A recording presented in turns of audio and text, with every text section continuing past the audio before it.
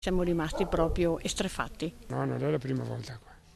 E anche qua davanti ho sentito, in via Siesa, in via ce n'è dappertutto, insomma vanno dappertutto. Trovarsi faccia a faccia con i ladri in piena notte, al buio, in camera da letto. L'incubo peggiore che si materializza, senso di intrusione, di violazione della propria intimità e soprattutto paura per quello che potrebbe accadere. A una coppia di coniugi di Mogliano capita una scena vissuta da tante, troppe persone. Ore 4 del mattino in via del Macello, parte nord della cittadina, non distanti dal centro ma una zona isolata alle cui spalle scorre il fiume Zero. Abitazioni spesso nel mirino, come raccontano i vicini. Camminano di notte e a te non sai di niente perché dietro c'è il canale. Un rumore nel buio, la padrona di casa si sveglia e vede la sagoma di uno dei ladri che sta rovistando nel comodino accanto.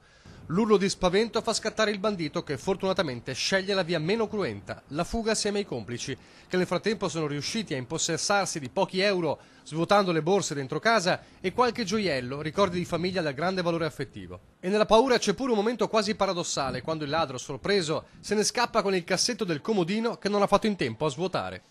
Impossibile distinguere i malviventi per raccontare qualcosa ai carabinieri, subito allertati. E ha detto che al buio così non si è visto niente.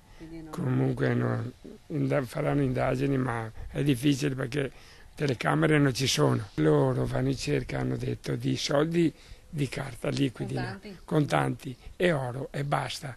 Oro e gioielli, razzie che in questa via e in quelle vicine hanno visto parecchie volte. La soluzione per quasi tutti è stata quella di installare l'allarme, oppure Chiudersi, barricarsi in casa, ma barricarsi. con un gran timore su tutti, che i malviventi non scappino, ma reagiscano con violenza. La paura più grande è questa, perché ci sono anche persone anziane che abitano in questa strada e hanno veramente paura.